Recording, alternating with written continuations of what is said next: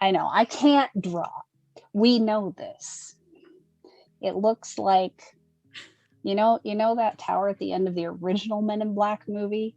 Uh-huh. Yeah, that's what this is reminding me of right now. Okay.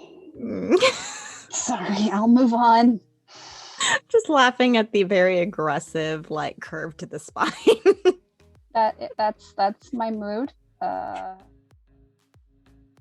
Hello and welcome to another zany episode of Nerdy West Coast Swing, the podcast with pixels where the anchors are out of this world and the points don't matter. We're here to help you train your eyes so you can learn faster and dance better. I'm Cassie Winter. I'm Alicia Marshall. If you're wondering who are we to be analyzing these pros, Cassie and I both have many years of experience and training in both partnered and solo dancing. Cassie has about 21 years, I have about 23. Tonight, we will be looking at one of Cassie's favorite dances.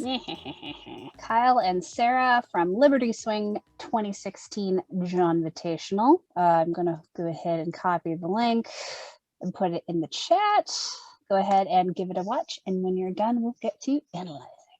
So this is one of my favorite dances and has been ever since I saw it for the first time, and to this day is actually usually the video I use to share with people who've never heard of West Coast Swing before, because it has two very different songs dancing the same kind of dance, West Coast Swing, but two very different music styles with varying techniques, and it's just a really great demonstration of what we're capable of in West Coast Swing. We're just going to frame through both dances, spend about half of tonight on the first song, the other half on the second song. As always, if you ever have any questions while we're analyzing, feel free to unmute yourself and ask or type it in the chat. We love answering questions. It's where the best episodes come from. So, True. Do the screen share. And you sense movement. Yes. Excellent. It always takes like a little bit longer than it should. Right. To show me your screen. I'm like, oh, is this gonna work? Like, always a little nervous.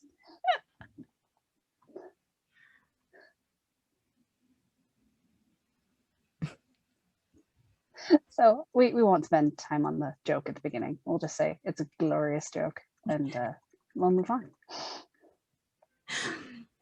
And I feel like it, because we occasionally talk about, like joking in dances and whatnot. And like, I'm not the biggest fan of it personally, but it was at the very beginning of this dance. It wasn't like in the middle of it, and it was very musical. So it's fine. Yeah, and it's funny because they're partners in life, not just dance. So that's one of those things where that would not be appropriate to do with a genuine Jack and Jill partner at a spotlight. Yeah. No.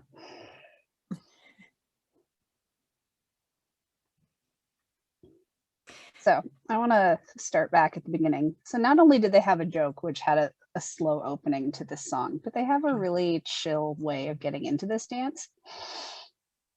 Jordan's face is great. I know, he's like, as he well gets done, up. Kyle. Well done, old friend. I don't think I'd ever noticed Kyle sticking out his tongue before until going through slow motion.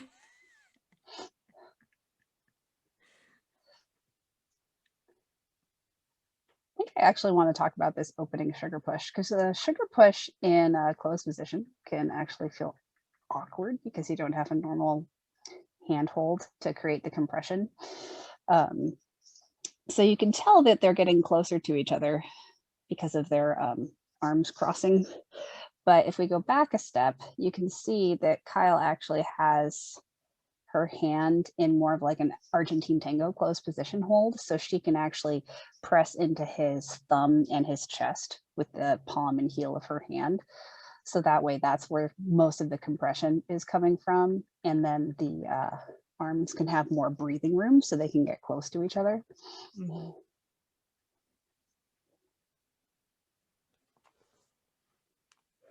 And I think the super important thing with that to note is that he's not pushing her forward with that hand. Correct. He's like holding her there, but then stepping forward with his whole body. And that's what's moving her. Yeah.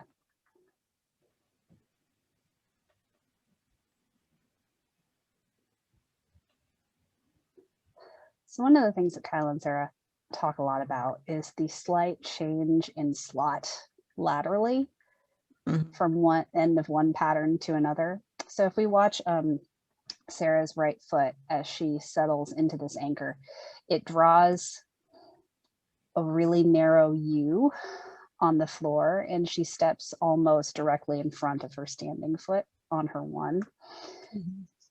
And what I really appreciate about that technique and that nuance of allowing a follow to settle not only linearly in tension away from the leader, but also laterally, it gets them really stable over their standing foot. So that way they have power to drive forward on their one. It's really normal to like just let a follow go straight back, but then demand them to go straight forward again from that position, as opposed to letting it swing laterally. This is where we're getting into the anchors are out of this world portion again. The swing in an anchor can be so dynamic because you can have the shift back and forth in the hips, where the hips are like actually penduluming a little bit. But you can also have a swing effect of that kind of boing that Miles and Tessa teach. And you can also have this kind of lateral swing. So there's lots of different elements that you can kind of add together to make really dynamic anchors. I think this one is personally my favorite, but that's an opinion thing, not a this is the right way kind of thing. But that's a really nice anchor, and it's something that we've talked about before in a different way. I want to add to what you just said that, you know, that slight addition, you know, of connection, it really helps have that constant connection throughout. If you just go back and then go right forward, there's going to be a gap in the connection usually. And it makes it harder to lead and follow. Yep. And I want to highlight Kyle for a second. So we see Kyle lead Sarah all of the time. And while he does this with other follows, he tends to do it with Sarah the most, where he scrolls his anchors a little bit towards the follow. And that allows Sarah to have a longer slot because she's shorter and she can't take as large of a stride as a taller follow. And so he often ends up finishing his anchors with his right foot crossed in front with contra body through his body. So he often doesn't finish in a quote unquote standard leader anchor with his left foot in front pointed at the follow. He often finishes in a position like this. And I love leading this way. It's a really great way to use contra body to counterbalance the follow. And it's a way to create that swing, that arc for the follow's anchor. And I love it.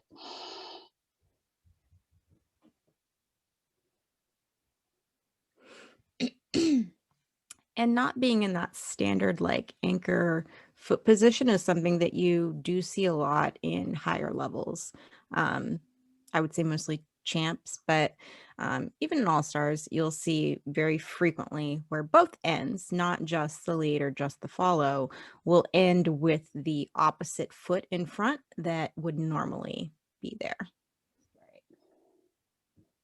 And that comes back to anchoring at its core is a connection and redirection, not a triple step in a particular position. Like those are things that you can add to an anchor, but the point of an anchor is to connect and redirect energy. Yeah, I think a lot of times that, you know, we as dancers tend to get that thought in our mind that, you know, we always have to go back to that standard anchor position all the time. And that's something that's kind of hard to break, you know, especially from when you're first learning these things.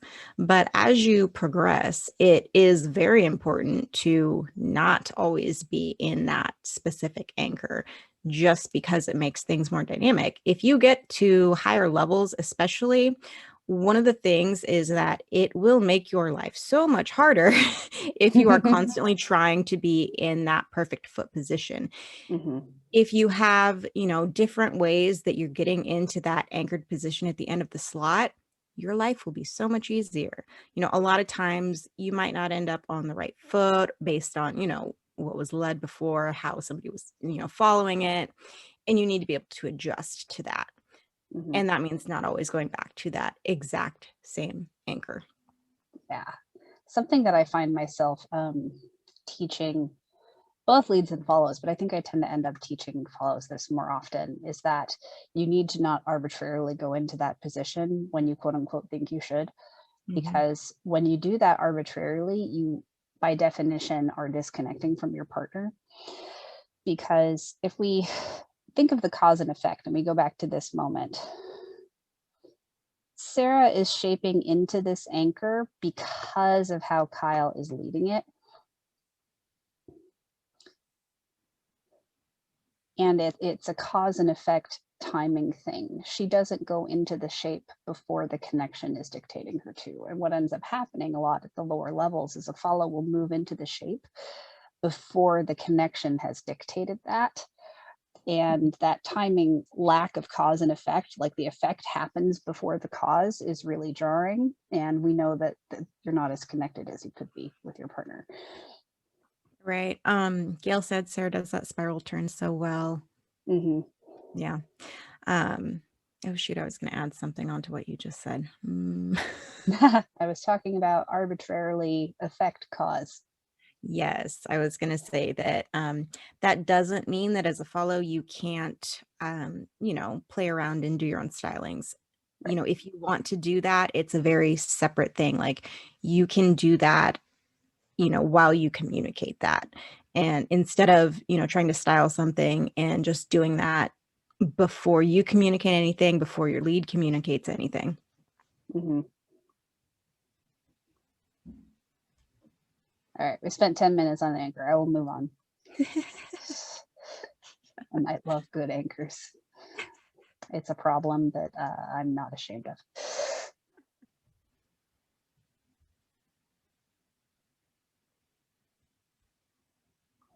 All right, this is something that I want to talk about. Because Kyle is so much taller than Sarah, and because Sarah is not only a smaller follow, but she's really narrow, she does not have very broad shoulders, it can often have the illusion that there's no three-dimensional orbiting around her head when Kyle is leading her through rotation. But you can see really clearly right here, his hand is here, and then it is there. It went across her slot, so that way she could maintain her frame. And what happens a lot of the time is leaders will just keep it here and just bring it towards the camera, but on that same angle, and that would force the follow to break their frame. So a good rule of thumb when leading is you want to make sure to always, unless it's a very particular kind of turn, like from Latin or ballroom, or where it's like in place and not traveling, most of the rest of the time, you want to make sure that you're orbiting around the follow's head, at least as wide as the head itself, if not more towards the shoulders.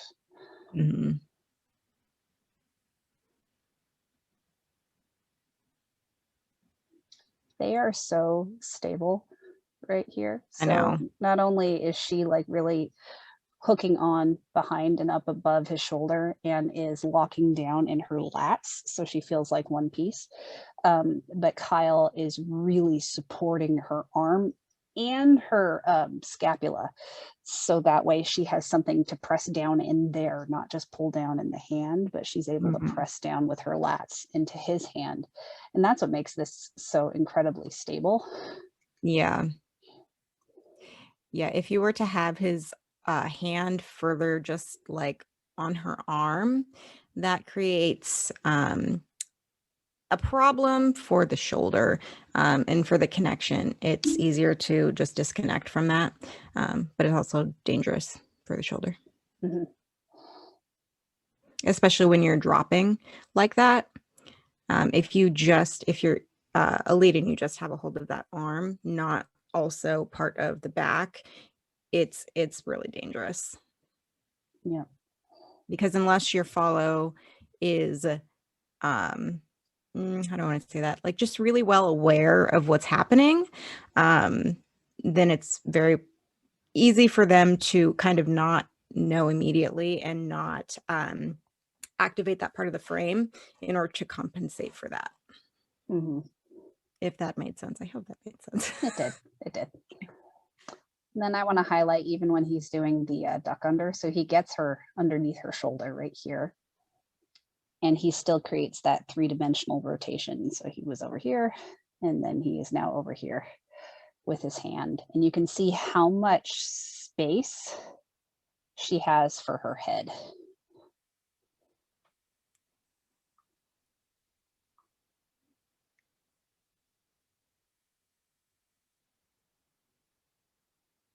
Yeah, that space is really important. It's so important. But seriously, if I could body swap with Sarah for just one day, that's the dream when you're 6 feet tall.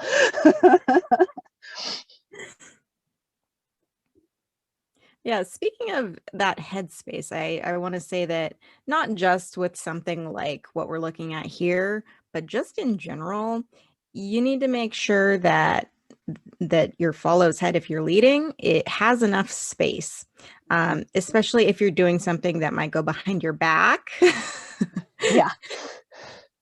Your follow needs to have enough space, otherwise it's going to go poorly.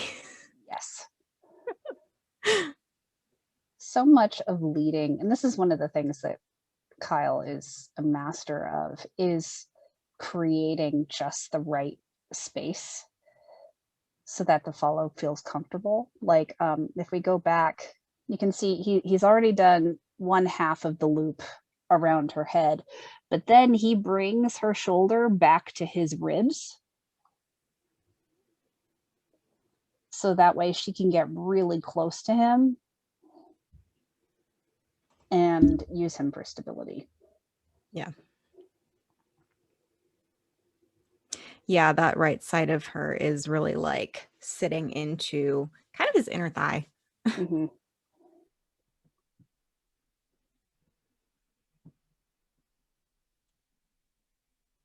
It's so hard not to spend like 10 minutes on every detail of this dance. Oh, and then I love this. Like they come out of it and they're not trying to rush out of it to the next thing. He kind of like initiates the energy. So she's starting to travel towards the leaders in the chairs behind them. And then she connects with his ribcage with her right hand. And she just starts playing. And this is one of those moments where he has created time and space for her to add timing to the pattern and dictate when the end of the pattern is. Mm-hmm.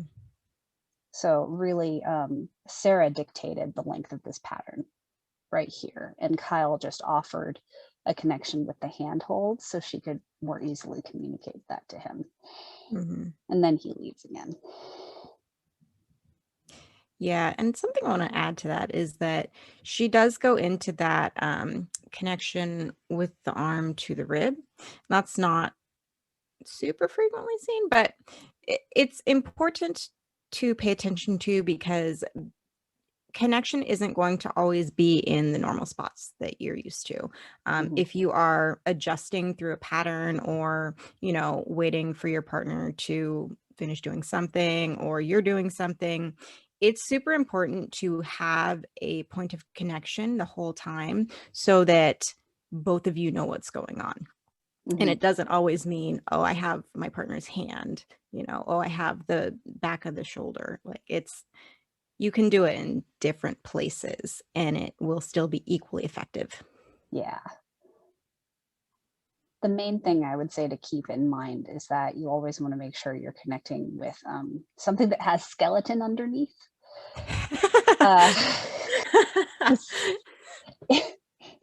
For some people, apparently this is not obvious. I once got judo chopped in the liver. It was not pleasant.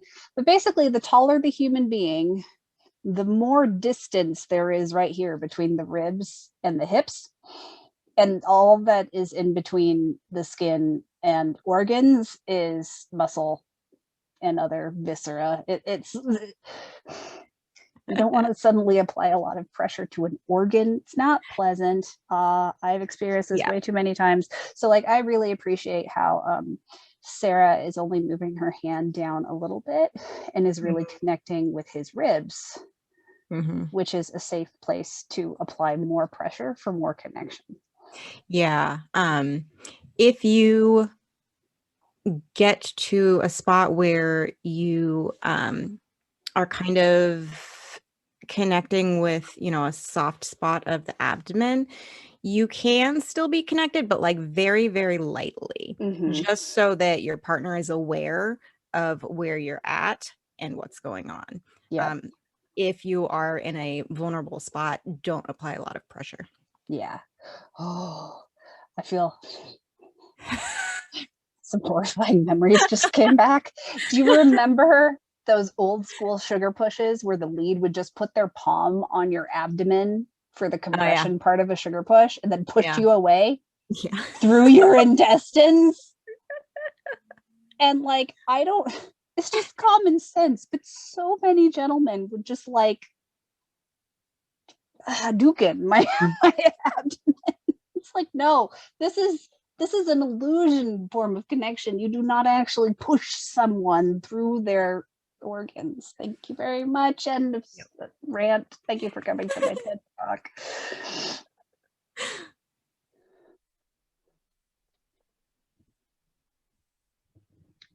So we actually did like a whole episode on their sugar pushes. Yeah. I will link it above in the replay, because again, this is one of those situations where we could spend probably the whole hour on this sugar push. A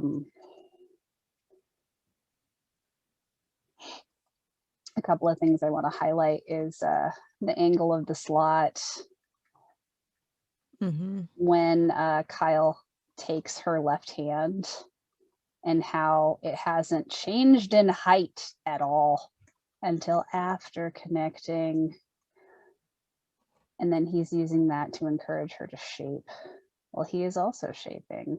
And he's not pulling down on that. He's resisting, basically. Yeah, he's resisting, and it's like,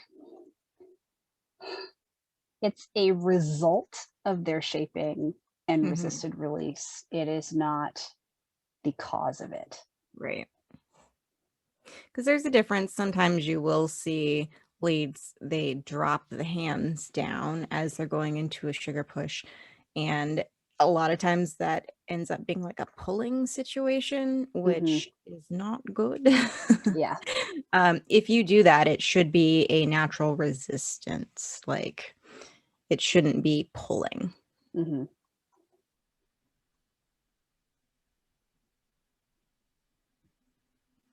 center counterpoint through this moment.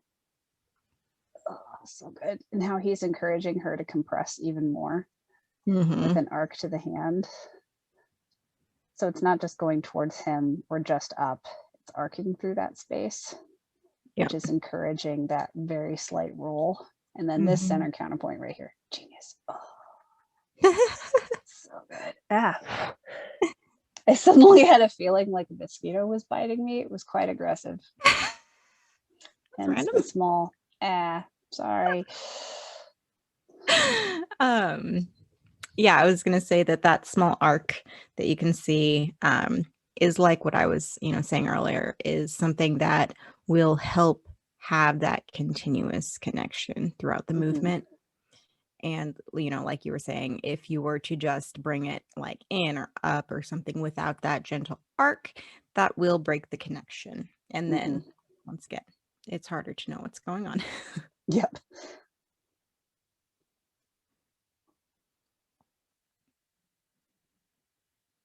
So this is another one of those, it can feel like an illusion, but Kyle really is stretching his right hand across the slot And you can tell because Sarah's hand is staying in front of her face through this moment. The hand is not going above or past the crown of her head to behind her head.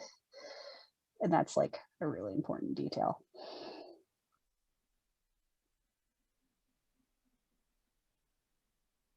Yeah, that's definitely something that's really hard to see based on like the camera angle, Mm-hmm. especially. But if you are, you know, sitting in the audience looking at that, if you're sitting right in front of them, you won't necessarily be able to see it very well. Mm-hmm.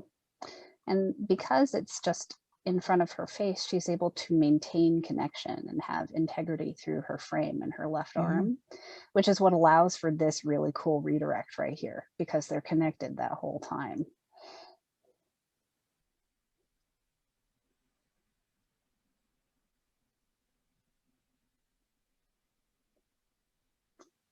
The only reason I'm not talking about Kyle's footwork in this song is because I want to talk about it in the next song. So don't think I'm not seeing it. I am drooling. But we'd be here for a week if I talked about everything in this dance that I loved. Something that Sarah does really well, especially with Kyle, is when they get into a closed position, she really kind of drops down into that connection. Mm-hmm. And you can really see that. Like, if she is kind of on her own, she's a little bit more upright. Once they get into like a connected, you know, closed position, she kind of drops a little bit. And that's just to give him more weight, so that he can, you know, lead more. You can play around with things more if there's a little bit more weight there. Mm-hmm. It allows for more direction through her whole body, because if we were thinking of like shoulders, hips, feet, and we think like marionette style, the higher up the shoulders and the ribs are, there's only so much movement that can happen below. But as soon as you have a lower upper body, there is so much more movement that can happen through the spine, through the legs, just because like there's more mobility up and down. I know I can't draw. We know this. It looks like, you know that tower at the end of the original Men in Black movie? Uh-huh. Yeah, that's what this is reminding me of right now. Okay. Sorry, I'll move on. Just laughing at the very aggressive like curve to the spine. That's my mood. My SI joint had been locked for like 2 weeks, and that wasn't fun. I finally figured out how to make it mobile again, so that was exciting.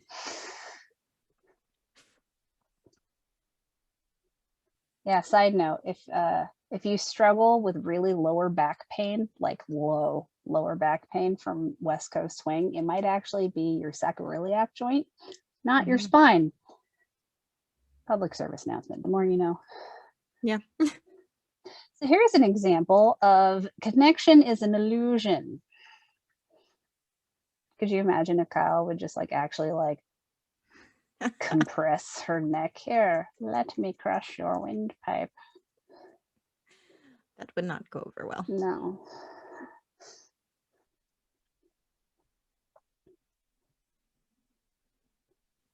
I would say that that's one of those moments that we were talking about earlier where there's like ever so slight pressure there, but not enough to like do anything. Right. All right, I want to talk about this crossbow whip because Kyle leads these the way I do, and it makes me so happy.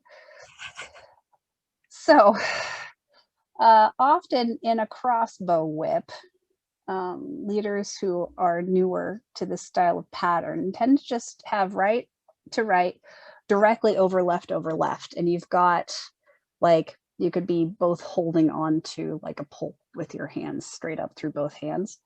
Whereas what Kyle is doing is he is maintaining the integrity of her frame. So right here, you can see it's really obvious. Her left hand is here, her right hand is over here. He's in a really weird position, but her hands are just straight out in front of her shoulders. And you can see that right here. She's normal. He's all like, Mm-hmm. sound effects necessary. And you can really see it right here. I don't know why he's freaking out in his face. This is going fine if you ask me. But he's leading it in such a way where he is compromising his frame so that she can have a stable frame. So she's just getting a normal open whip with an outside turn, and it also makes room for that neck roll. Mm-hmm. Yeah. And, it's important that it's him that has the compromised frame. I've mentioned this before. I know we've kind of talked about it before, but if you are the lead in this situation, you need to compromise your frame before your follow does theirs, because you know what's going on. Mm-hmm. Your follow doesn't. So you can take steps to protect yourself ahead of time if you know I'm going to go into this awkward position. Mm-hmm. Yeah, just in general, is a good rule of thumb. The leader is the one with the most variable frame, and the follow has more of a constant frame. Mm-hmm. Like in general, we, Alicia and I both advocate for variable frames on both parts, but we're talking more of like in extremes. So this is a really good example of where Kyle's frame is going as far away from the quote unquote norm as possible, Mm-hmm. whereas Sarah's is staying significantly closer to the norm. It's kind of like if you were just driving in your car and your steering wheel were suddenly to turn into the same material as Gumby.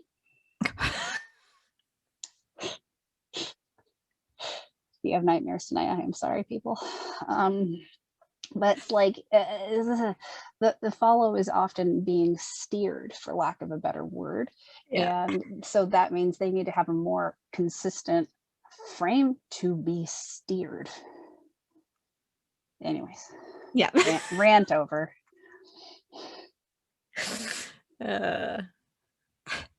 Great example. Yeah. And I love this because Kyle's like, I'm not going to make her reach all the way in front of my head. So he, again, is sacrificing his frame. Mm-hmm. So that way, Sarah, well, very extended at this point in time. Hot damn. She is significantly more comfortable there than had he asked her to like get in front of his face. Yeah.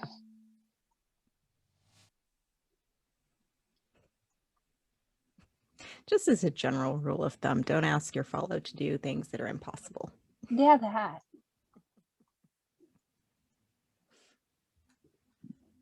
All right, I think we have done enough of the first dance. Moving on to the second one. The second dance is interesting to me because I feel like there are some parts that are incredibly musical, and then there are some parts that are just kind of like more basic, like not super musical. And it's interesting because, there's very much a change. Like you can see when that goes from one to the other. Mm-hmm.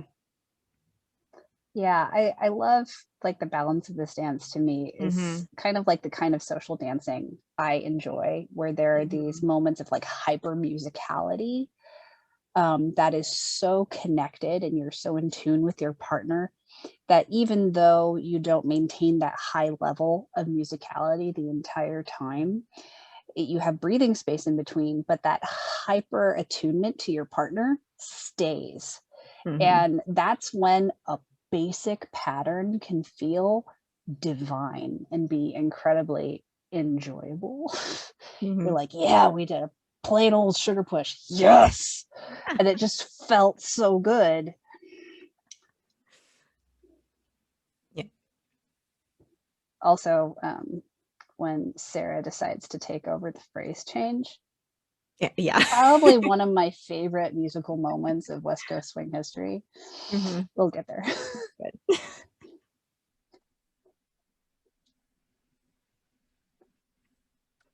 I just want to point out that he's like not leading her anywhere when he's doing that. He's being very clear that he wants her to just hang out right there. Yeah, it's great how clear he's being. I think a lot of times when, we go to style things, sometimes we can affect our partner even if we don't mean to. So a lot of times it's very important to stay conscious of what you are giving your partner and not. I don't know what's happening in the background I there. know. I have watched this video probably a few hundred times in my day. I had never noticed Jordan And RJ? low riding in the back. What is happening? I don't know. That was beautiful. Usually I'm just staring at Kyle's feet during Right. this song. I that's amazing. The reason why I noticed it was like, yeah, you can see how stable the handhold is. And I'm like, wait, there's something going on behind that handhold. I saw your face and I knew exactly what you were thinking. I spy with my little eye shenanigans. Mm-hmm.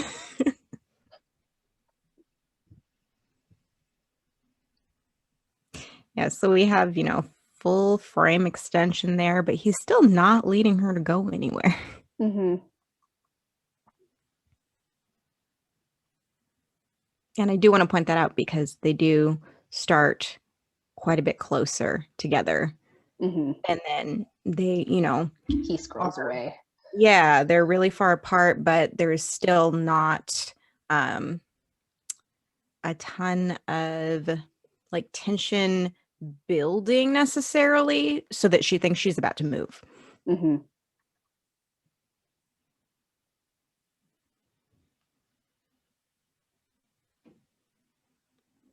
Jordan's shenanigans are already beginning. What is Maxime doing? I'm sure. I think he's like, Jordan, what are you doing? Those hands are very close to my neck.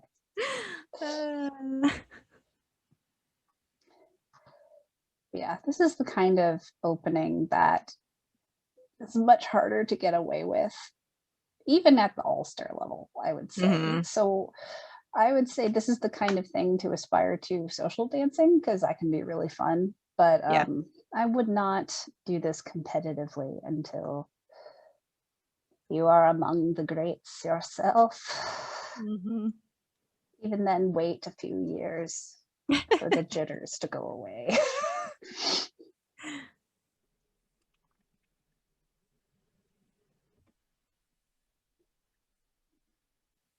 So even here, Kyle is not necessarily asking Sarah to move forward. Mm-hmm. She's mainly coming forward because she changed her pitch. And Yeah. by lifting the hand, she has to come forward a little bit to meet it.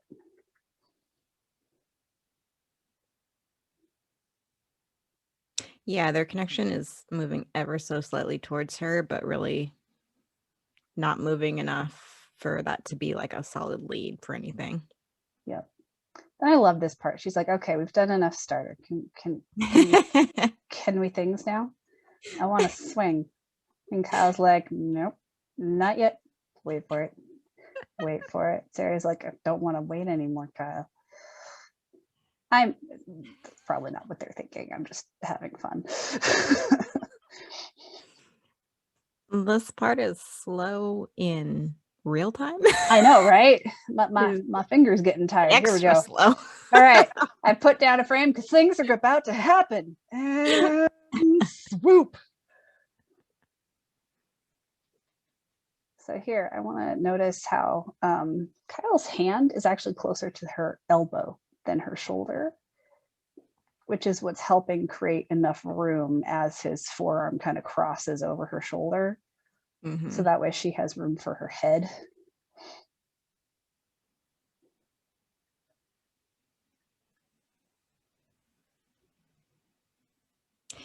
And because if he was up higher on her like shoulder area, he wouldn't really be able to rotate her in the way that she's rotating. Mm-hmm. Right? Because he's using the fact that his hand is quite a ways down her arm to like help rotate her and swing her. Mm-hmm. If his hand starts, or arm, whatever, if it starts up higher on the shoulder, he can't really use that to direct her and rotate her through it Because you kind of see like it starts with the arm and then the rest of her body follows. Because that's where he's initiating it. So if he initiates it at her shoulder, that's going to be really hard for the body to follow through. Mm-hmm. I also want to highlight how much he's actually also using this handhold to guide her turn. He's using both. And then he's very purposefully placing her left hand on his shoulder to move out of that. Before we move on, I want to talk about this weight transfer of Kyle's because it is delicious. So he's doing a really extreme kind of hesitation, delayed weight transfer to accent the music. And it gives more impact to this acceleration. So when you want to really highlight something, you need to kind of think about equal and opposite on either side of the thing you want to highlight. So if you want to do something really fast, you need to have some breath on either side of it. And by him delaying this weight transfer and then accelerating through here, it makes this acceleration more powerful than if he had moved at the same rate through that weight transfer.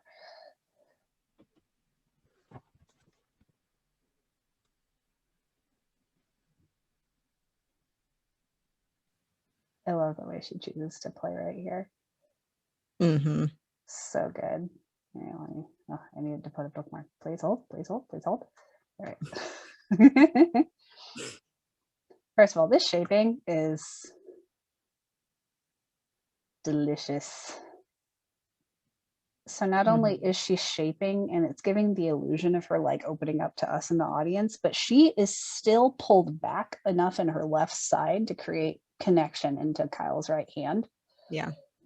It's quite a paradoxical kind of thing to wrap your head around as a follower. It's like, well, I'm turning to my right, but I'm also pulling my left shoulder back to my left. What?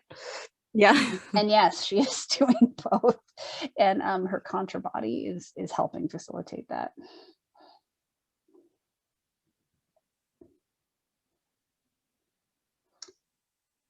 And then the other thing is Kyle is leading a really gentle rotation with that right hand. And he's offering his left hand. But really, at this point, it is up to Sarah, the speed of this turn, because he led a really gentle prep and exit. He was not trying to accelerate her through this turn at all. And so Sarah has already had at least 2 counts to think about what she's doing. This sudden handover of the reins isn't now. It happened back here when he released her from close position out of that prep. And you can also tell because even once she connects with her hand, his hand isn't starting to orbit around her head. He's not forcing her rotation at all. He's following her hand. And so she opened up from her own frame. And then she starts shaping it and Kyle follows through with it. Yeah. I want to add that she is kind of stopping the continuation of that rotation. And she's only doing that when she has that arm in front of her. So she has some frame in order to, give him a little bit of compression to say, wait, I want to do this. And then once she continues rotating, he follows through. Yeah. Man, and it's so subtle. Every time I watch this dance, I catch new things. But he's paying so much attention. You can see how he's extending his left foot down the slot, and he's slowly shifting his weight from his right foot to his left. And you can tell by how bent his right leg is. At this point, he's ready to cross over and keep traveling that way to follow Sarah if she chooses to travel more. But she doesn't, and that's when he extends out his right leg into a line because he realized, oh, we're no longer traveling. I need to look pretty while Sarah does something cool. But he was totally ready to continue moving down line. Yeah. And it's just a testament to how nuanced their connection is. Mm-hmm. And then this is the phrase change that I love so very much. Because at this point, Kyle's like, yes, I want to lead now. Uh-huh. And Sarah's like, nope. And then I think my favorite part is the way his eyes kind of like flick back and forth, watching what she's doing. And he's like, oh yeah, that was a much better idea than what I had. I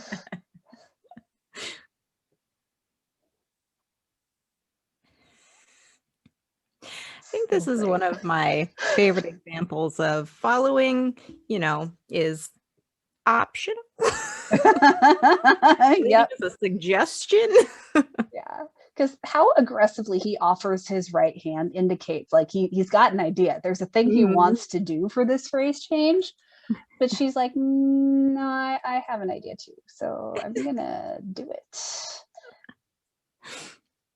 But I want to add in that she communicates that really well, that she wants to do something.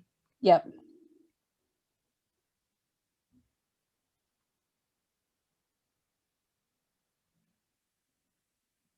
Andrew said, grade A CNR. Yes. I will link to our call and response episode above in the replay. Wow, his face was so excited right there. I know, right? I mean, when I'm leading and like I have ideas, I'm like, yeah, I'll do this thing for this phrase change. But whenever my follow has a better idea, I'm like, hell yeah.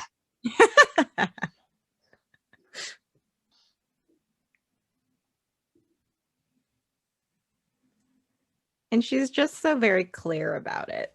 Mm-hmm.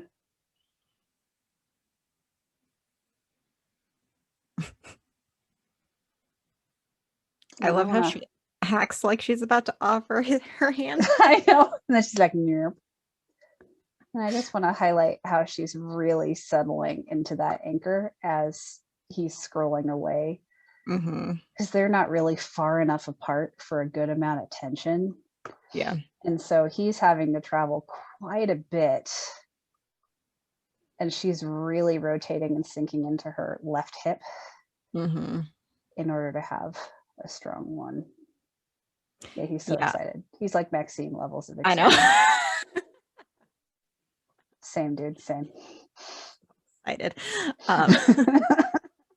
I was gonna say that that anchor from Sarah is something that what it looks like is something that we don't usually suggest because it looks like her hips are pressing back individually of the rest of her body, like really quite a ways.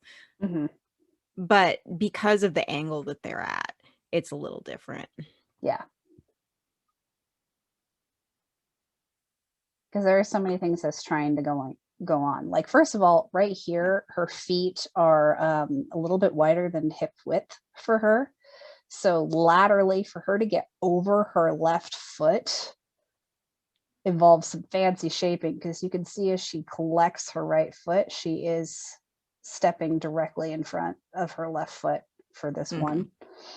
So she had to move laterally quite a bit, but you can tell by the way Kyle is driving, he's really driving straight back away from her and isn't doing as much lateral movement as she needs.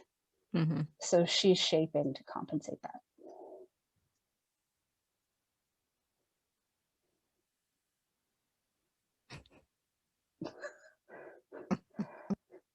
Crowd goes wild. And then I love just this moment for Kyle. Doing any sort of heel rock in a flat shoe, let alone a flat shoe that's like squishy. That takes very strong, determined ankles.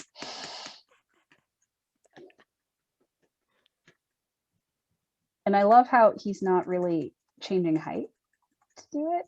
It's very subtle. He's not like popping up. He's really keeping it underneath him as an illusion.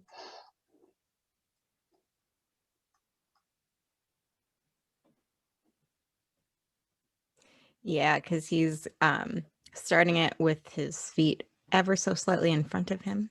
Mm-hmm. And that's he releases and the foot goes down underneath him. So we have that extra space in both places. But because his legs are at an angle in front of him, it makes him look straight. Mm-hmm.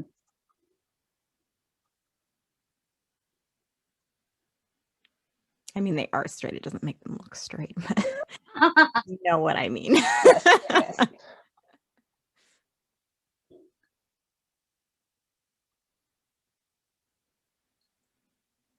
All right, here's another great moment where Kyle is not negatively impacting her frame at all through this moment.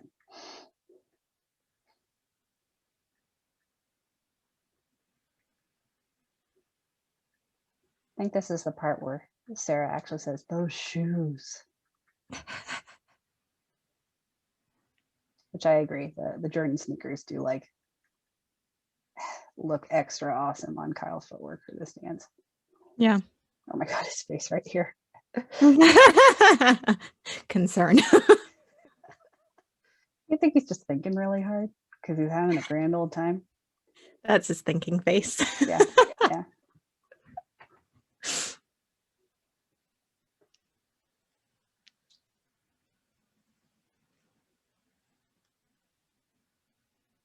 Oh, that's such an interesting subtle.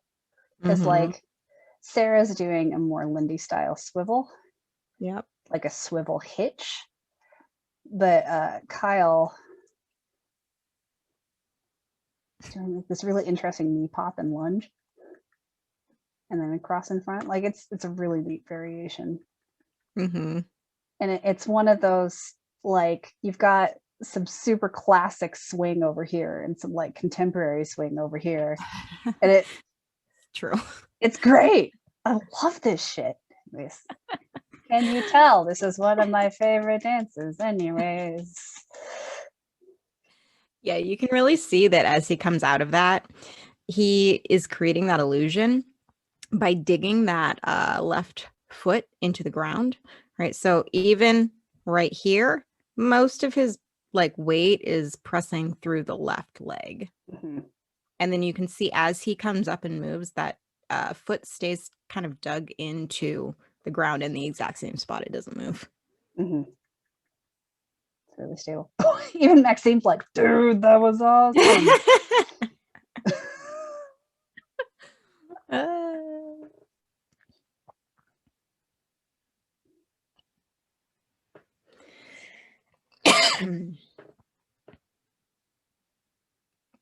I love this monkey bar so much because he maintains the open handhold.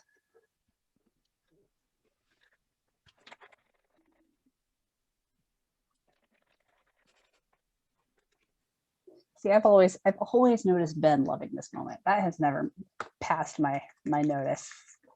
Because it's so good. And I love the way her left leg glides across the floor.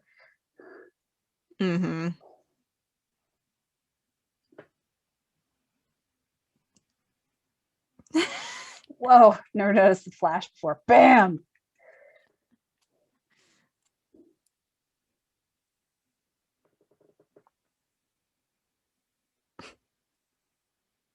And then they just hang out in this moment before prepping out of it. Like they're not rushing. Which I know is something we've talked about at length on other episodes. Just being willing and comfortable staying in a moment. And that's one of the things that helps engage the audience, because if you leave something before the audience has a chance to react, You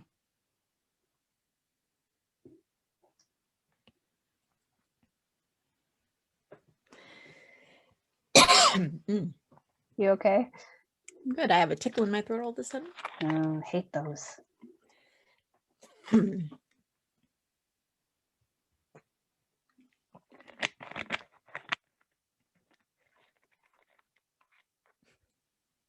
Love Sarah's face. She's like, not sure where this is going. Right? But I really love how because of that like uncertainty, he really plants her in one place and then adjusts around her. So she's no longer traveling. Yeah.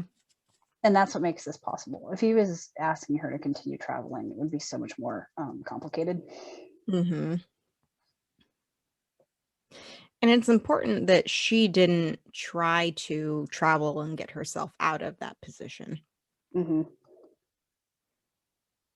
I feel like a lot of times we see where, something cool could happen, but because both parties are like, how are we getting out of this? It just kind of breaks down. Mm-hmm.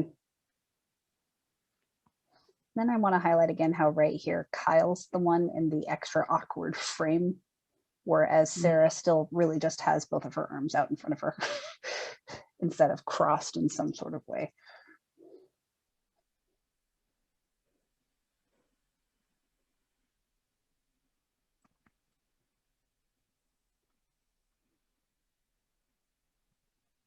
Ooh, I want to talk about, so we were talking about that lateral settle and an anchor at the beginning of tonight.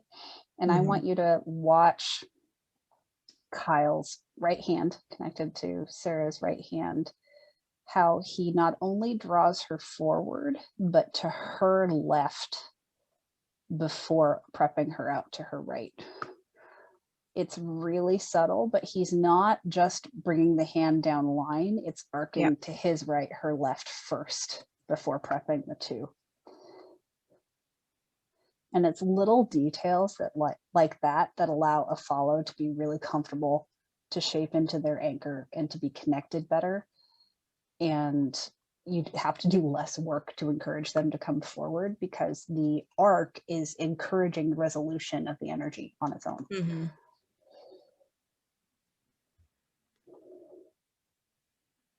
And then the other thing I want to talk about is how count 2 is a tension connection, not compression.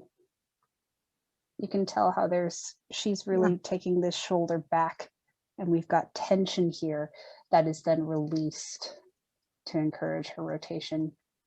He's not pushing her to her right. He's creating the space and then allowing her to pull back, like pulling back on a bow and arrow to create that tension. And that's how you can get really strong preps for the 1-2 of an inside roll with less movement, is because you're using a tension connection for the prep instead of compression or purely lateral, kind of weird. Rotate them so far to the right that it takes them an extra count to release. Anyways, another thing I feel strongly of. All right, this one always at speed is like, whoa, Sarah flew for the exit. Yeah. If we ever have Kyle and Sarah on, I want to ask him what he was thinking in this moment. Probably don't drop her. Yeah, but also like, because this was such a cool improvised thing. Yeah.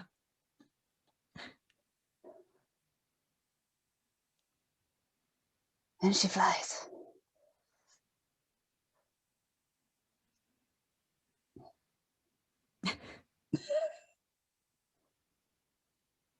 I love that her face is like, okay. Sure.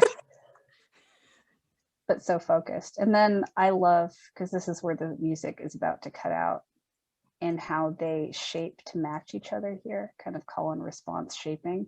Mm-hmm. And this is just demonstrative of how in tune they are with each other at this point, that they can match each other's shaping through here. Like they haven't touched hands until this moment, but it looked like they were in connection the whole time instead of just eye connection.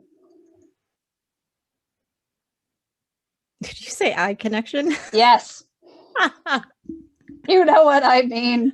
I do. Oh, that was funny. It took me a second to like process what you said.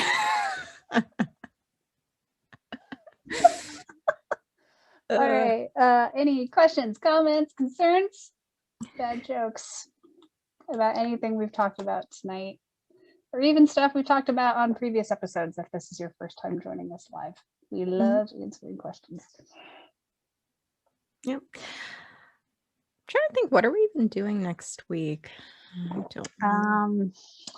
Let me refer to the notes. I'm glad Oh you don't yeah, know either. how to adjust to your partner's style. Right. Yeah, I think we're doing another Royston Royston video, but and Royston Victoria. Victoria. Love that partnership. I know. It's so like strangely great. Like you wouldn't expect it to be, but It's beautiful. I want them to just randomly throw together a choreography. Just like, we're bored, let's make a thing. And then they just share it with us and it's gold. Yeah. And then the week after next, we're covering one of Alicia's favorite spotlights. And then I think we're going to be taking a break for mid-March, but then we will be back at the end of March with our fun size leader panel with, oh man, who are we? Robert Royston, Ben Morris, Miles Monroe, Maxime Zowie. I'm not forgetting anyone, am I? I don't think so. I'm so excited. It'll be a really fun one. It's gonna be so good. Yeah, we'll have a Facebook event up for that probably by the end of next week, so you can share it with everyone you know. It'll be on a Saturday, probably starting at 5 p.m. the last Saturday in March. I think it's the 27th. It's gonna be fabulous. That's all I know. Yep. We're excited. Anyways, like I know all of these people, but like I've never talked to all of them at once. That feels like a little overwhelming. It'll be fun. Yeah. All right. Well, if nobody has any questions, thank you all so much for joining us tonight. We'll see you next week. The opening joke is so good.